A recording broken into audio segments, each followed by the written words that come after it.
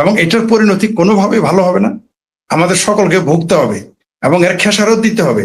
এই যে আজকে যে চুক্তিটা করলো, এই চুক্তি কিন্তু এখানে থামবে না। ধরে নেন তাদের দিয়ে ইরানে যুদ্ধ করানো হইল না, কিন্তু এই চুক্তি কিন্তু শেষ মুহূর্তে ইসরায়েলকে স্বীকৃতি দেওয়ার দিকে গিয়ে ঠেকবে এবং স্বীকৃতি দিতে হবে এবং দিবে। অপেক্ষা করেন, দেখতে থাকেন। আবারও বলি, আমি কিন্তু ইসরায়েলের স্বীকৃতি দেওয়ার পক্ষে, এতে কোনো সন্দেহ নেই। কারণ বাংলাদেশ কে প্রথম স্বীকৃতি দিয়েছিল, আমাদের মুক্তিযুদ্ধে সহযোগিতা করেছিল এবং একটা ইহুদি জেনারেল ছিল এবং আমাদেরকে সে গোপনে প্রকাশ্যে সহযোগিতা করেছে ইসরায়েল যুদ্ধে। আমি তার পক্ষে, আমি তার সাথে চুক্তি করার পক্ষে। তাছাড়া তাদের জ্ঞান বিজ্ঞান এগুলো প্রযুক্তি তাদের হাতে, তাদের সাথে আপনার বন্ধুত্ব করা ছাড়া তো আমাদের অ্যাডভান্স যদি করতে হয় বিজ্ঞানে, অবশ্যই ইসরায়েলকে দরকার আছে। কিন্তু এইখানে কি হচ্ছে জানেন, খুবই কৌশলে বাংলাদেশ কিনে গেম সাজিয়েছে এবং এদের মানে এখন এই মুহূর্তে ইসরায়েল এবং আমেরিকা কোচের দায়িত্ব নিয়েছে। খেলোয়াড়কে ইরান বনাম 14টি মুসলিম রাষ্ট্র, তারা হইলো এখন কোচের দায়িত্ব আছে। রেফারি খুঁজে পাবেন না, রেফারি ছাড়া খেলা চলতেছে, খেলা জমে গেছে।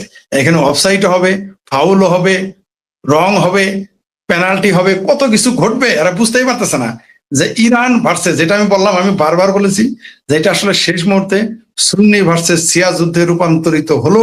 একবার শিয়া সুন্নি যুদ্ধ হয়েছিল ইরান ইরাকে, তখন 8 বছর চলেছিল। এটা কয় 8 বছর যায় সেটা দেখতে থাকেন। ইরানকেও ধ্বংস করবে না। আরেকটা জিনিস বলে রাখি, ইরানকেও ফাইনালি ধ্বংস করবে না, কারণ ইরানকে ধ্বংস করে দেয়। একটু থামাই, আপনার কথা শুনে আমার কাছে কেমন লাগছে সেজন্য বলছি, এই যে যুদ্ধ, শিয়া সুন্নি যদি যুদ্ধ হয় তাহলে মধ্যপ্রাচ্যের সবগুলো দেশই তামা তামা হয়ে যাবে, সবাই ধ্বংস হবে। তার মানে ইসরায়েল সাকসেস নাকি? ইসরায়েল তো ইসরায়েল আমেরিকা শতভাগ সাকসেস। ফরিদ ভাই, ইসরায়েল যে গ্রেটার ইসরায়েল গড়ার স্বপ্ন দেখছে, সেটা সেই পথেই তো আগাচ্ছে নাকি? ইসরায়েল ধ্বংস করে দেয় তাহলে তো ইসরায়েল 100% সফল হয়ে যাচ্ছে, নিঃসন্দেহে সফল করে দিচ্ছি। জি জি, নিঃসন্দেহে নিঃসন্দেহে। শুনেন, বাংলাদেশের মুসলমান, পাকিস্তানের মুসলমান, এরা তো 2টি কিতাবের বাইরে যাবে না। ইসরায়েল সানজু চাইনিজ যে সমরবিদ, তার বই পড়ে, গবেষণা করে, চাণক্য নীতি পড়ে, তারা ম্যাকিয়াভেলি পড়ে, তাদের নিজের তো জ্ঞান বুদ্ধি তো আছে। তারা খেলতেছে, খেলাটা দেখেন। মানে তারা দেখলো যে ইসরায়েল যদি সেখানে আক্রমণ করে, মুসলমান তো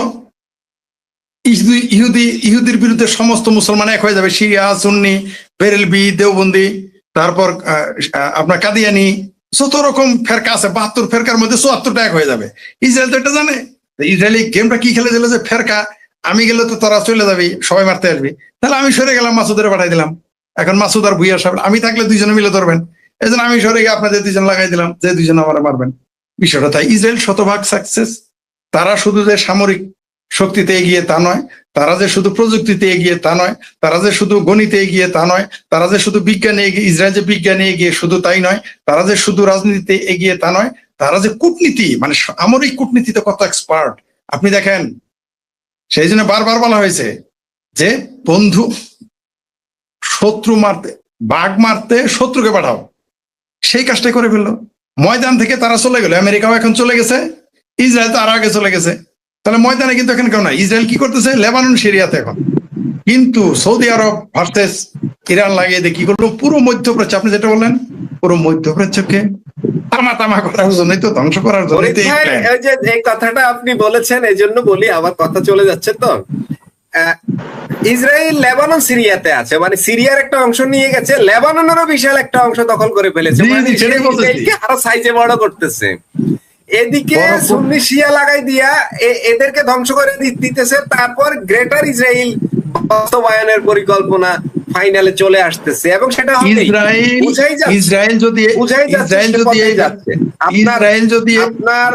আপনার আলোচনাটাই, আপনার মন্তব্যটাই শতভাগ সঠিক হয়ে যাবে আমার ধারণা। শুধু তাই না, ইসরায়েল যদি এইভাবে চলতে থাকে, এখনো তো 100 বছর হয় নাই, তাই ইসরায়েল এখনো কিন্তু 100 বছর হয় নাই ইসরায়েল যে প্রতিষ্ঠিত হয়েছে। এইভাবে যতদিন টিকে আছে, এই 75 বছরের মতো যদি আর কিছুদিন টিকতে পারে, সে দেখবেন মদিনা সিটিতে ইহুদি সেন্টার হবে, ইসরায়েলি সেন্টার হবে, মক্কাতে হবে। লিখে রাখেন আপনি আমার কথা, হয়তো তখন আমরা বেঁচে থাকবো না। হয়ে যাবে। দুবাইয়ে দুবাইয়ে অনেকেই তো বলে যে আমরা দুবাইয়ের চোখ ধাঁধানো উন্নতি দেখে আমরা বিস্মিত হয়েছি, হাই রে হাই দুবাই। দুবাই কিন্তু মধ্যপ্রাচ্যের সবচেয়ে কম তেল রপ্তানি করে, সবচেয়ে কম। পৃথিবীর 25% মানে যে কি বলে মানে আপনার ঠিকাদারি কাজের যে কাজগুলোর যে যন্ত্রপাতি সেগুলো ইয়েতে দুবাইয়ে 25%। কত কাজ তাদের চলমান। আমরা বলতাম হাই রে হাই আমাদের মধ্যে এই যে দেখো মুসলিম মানে কত উন্নত, তেল না বেছেও। এখন বোঝা যাচ্ছে এগুলো টাকা সব ইসরায়েলে, তার মানে ইসরায়েল ওখানে প্রতিষ্ঠিত হয়ে গেছে অলরেডি। দুবাইয়ে আপনি জানেন ইসরায়েলের অনুরোধে পৃথিবীতে বেশ কয়েকটি মুসলমান দেশে, তার মধ্যে বাংলাদেশ রয়েছে, পাকিস্তান রয়েছে, 8টি দেশের ভিসা দেয় না, ভিজিট ভিসা দেওয়া হয় না ইসরায়েলের অনুরোধে। দুবাই চলে গেছে, বাহরাইনে চলে গেছে, ব্রুনাই চলে গেছে, তাহলে সৌদি আরব যাইতে আর কয়দিন? এখন তো নিজেরাই এদের পরিণতি দেখেন না আপনি, আপনি দেখতে পারবেন যেটা আমরা দেখতে পাবো। হয়তো মদিনাতে ইসরায়েলি সেন্টার হবে, একদিনে ইসরায়েল বলবে যে মদিনার তো অপর নাম ইয়াত্রিব, ইতিহাস এটা সত্য, মদিনার প্রকৃত নাম ইয়াত্রিব। সেই ইয়াত্রিব ছিল ইহুদি, একদিন বলবে এটা তো আমাদেরও, এটা তো আমাদেরও, মদিনায় তো আমরাই ছিলাম, ইয়াত্রিব তো আমাদের। ফরিদ ভাই আপনার সাউন্ড শোনা যাচ্ছে না, কি একটা সমস্যা হয়েছে? একদিন দেখবেন যে এই দুঃখিত যে কল আসছিল বলে বোধ হয়, আমি লাইভ চলতেছে, উনি হয়তো জানায় কল দিয়েছিল এই জন্য। তো এক সময় দেখবেন এই মদিনাকে তারা এই অজুহাত না, এটা সত্য, হিস্টোরিক্যালি সত্য, যে ইসরায়েল তো ইহুদিদের, মদিনা তো ইহুদিদের ছিল, তারা বলবে যে এই মদিনাও আমাদের। একদিন দেখবেন ওইখানে তারা ইহুদিদের সুপার মার্কেট হবে, তাদের ব্যবসা বাণিজ্য হবে, একসময় দেখতে পাবেন। এটা খুব বেশি দিন না, হয়তো 50 বছর এইভাবে যদি চলতে থাকে 50 বছরের মধ্যে হবে। কিন্তু এখন যেটা আমরা দেখে যাব সেটা হলো যে পুরো মধ্যপ্রাচ্য তছনছ হয়েই আছে। আপনি দেখেন ইরান অশান্ত, ইরাক অশান্ত, লিবিয়া অশান্ত, সিরিয়া অশান্ত। শান্তটা কোথায় ছিল? সৌদি আরব আর দুবাই, সেইখানেও এখন অশান্ত। ইরানের মিসাইল পড়েছে, তারা কিন্তু খুশি। ইরান যেদিন, আমি কিন্তু বলেছিলাম ইরান যেদিন কাতার, কুয়েত, দুবাই, বাহরাইন, সৌদি আরবে মিসাইল মারলো, ওই মুহূর্তে সবচেয়ে খুশি হয়েছিল ইসরায়েল এবং আমেরিকা। কারণ জানেন তাদের কাজটা হয়ে গেছে, তারা যে চালটা চেলেছে সেই ফাঁদে এরা পড়ে গেছে। এবং এখন তার প্রমাণিত 14 দলীয় জোট। এবং দেখবেন সামনে আরো কি কি ঘটে। ইরানকে মরতে দিবে না, ইরানকে কিন্তু আমেরিকা এখন বাঁচিয়ে রাখবে, আপনি নিশ্চিত থাকেন। তাকে ফুয়েল দিবে থার্ড পার্টি দিয়ে, ইরান যেন টিকে থাকে। আর এদের তো কোচ হিসেবে তো এদের দিয়েই খেলবে। এখন তো বর্তমানে 14 দলীয় জোটের কোচকে, এই মুসলমানদের 14 দলীয় জোট যেটা ইরানের বিরুদ্ধে, এটা কোচ হলো আমেরিকা আর ইসরায়েল। খেলা শুরু হয়ে গেছে এবং এটা আর থামবে না, আপনি থামাতে পারবেন না। মধ্যপ্রাচ্যে মুসলমানদের দেখেন, মুসলমানেরা কিন্তু বেশিরভাগই দরিদ্র দেশ, বেশিরভাগ না খায় থাকার দেশ। মধ্যপ্রাচ্যের 10-12টা দেশ মোটামুটি ধনী ছিল, তার মধ্যে 4-5টাকে তো ভিখারি বানিয়ে ফেলছে। যারা আগে মানুষের খাদ্য দিত ভিক্ষা, তারা এখন নিজেরা লাইন ধরে খায়। তারপরে 2-4টা বাঁচলো, কোনটা? সৌদি আরব, জর্ডান, কাতার, কুয়েত, ব্রুনাই, বাহরাইন। এই তো এই কয়টা দেশ। এখন এই কয়টা দেশের মধ্যে কি সুন্দর দেখছেন তো, কি লেগে গেল। এরাও দেখেন, কারণ সবচেয়ে যেটা আশ্চর্যের ব্যাপার, আমি যেটা 72 ঘন্টায় আমি গবেষণা করে দেখলাম, আমি তো অসুস্থ দেখে লাইভ ওগুলো বলতে পারি না, মনে পড়ছে বলি, যেটা আমি নোট করছি। এই 72 ঘন্টায় কতজন মধ্যপ্রাচ্যের আরবরা কতজন বিদেশে চলে গেছে জানেন বিনিয়োগ নিয়ে? মানে এক ঢেলে কয় বাকি মেরে এরা। ইরাক কুয়েত যুদ্ধে আপনি জানেন যে কুয়েতিরা, এমনকি জর্ডানের বহু মুসলমান আরব, এরা ফ্রান্সে গিয়ে হোটেল ভাড়া করছিল 1 বছরের জন্য। তখনই তাহলে এখন কি করবে? সব বিনিয়োগ গুলো মধ্যপ্রাচ্যের প্রিন্সদের যত টাকা, এগুলো সব এখন চলে যাবে ইউরোপ, আমেরিকা, কানাডায়। তারা চলে যাবে, কারণ তারা তো মরার, তারা তো যুদ্ধ করবে না, তারা তো পাগল হয় না। যুদ্ধ এখানে করাবে বাংলাদেশি সৈনিক দিয়ে, যুদ্ধ করাবে পাকিস্তানি সৈনিক দিয়ে, আর কেউ তো এখানে যুদ্ধ করবে না। আর আফ্রিকার 2-1টা দুর্ভিক্ষ না খায় থাকা দেশ আছে, ওগুলো তো যুদ্ধ করবে নিশ্চয়ই। আরবরা এখানে যুদ্ধ, কুয়েত যুদ্ধ করবে না, কাতার যুদ্ধ করবে না, বাহরাইন যুদ্ধ করবে না, সৌদি আরব যুদ্ধ করবে না, জর্ডান যুদ্ধ করবে না।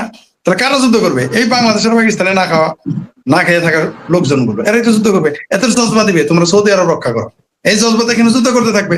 আর যারা আরবি, তারা চলে যাবে, কারণ তারা মরতে যাবে না। তারা কোন দুঃখে, তারা বউ পোলাপান নিয়ে, নাতিপুতি নিয়ে, 20-30টা বউ নিয়ে, এক একজন 10-12টা নিচে থাকার বউ নাই, তাই না? বর্তমান বই 10-12টার উপরে নাই, তারপর সাবেক বউ সব মিলে 20-30টা হয়। এদের সব নাতিপুতি নিয়ে এরা সব চলে যাবে ইউরোপ, আমেরিকা। অর্থাৎ মধ্যপ্রাচ্যের টাকা পয়সা গুলো পানের জলের মতো চলে যাচ্ছে। কারণ এরা তো কোনো পাগল না যে বাংলাদেশে আসবে। কোন মুসলমান দেশে তো কোনো মুসলমান বিনিয়োগ করে নাই আজ পর্যন্ত, আমি শুনি নাই, আজ পর্যন্ত আমি শুনি নাই। মসজিদ বানায় কিন্তু কোনো বিনিয়োগ করে না, করবো না, বিনিয়োগ করে বিদেশে। আপনি গিয়ে দেখেন বিদেশের যত বিনিয়োগ আছে বিভিন্ন ইউরোপ আমেরিকার বড় বড় ব্যবসায়ীদের সাথে তাদের পার্টনারশিপ। বাংলাদেশে কোনো পার্টনারশিপ আছে? বাংলাদেশে তারা কোনো বিনিয়োগই করে না, মসজিদ মাদ্রাসা বানানো ছাড়া আর কিছুই করে না তারা। জি ধন্যবাদ। আমরা টিকে রাখতে পারবো না, এই মধ্যপ্রাচ্যের যুদ্ধ দীর্ঘস্থায়ী হবে। আর ইরানের কথা যেটা বললেন, বাংলাদেশ এর জন্য সবচেয়ে বেশি ক্ষতিগ্রস্ত হবে দেখতে পাবেন। জি ধন্যবাদ।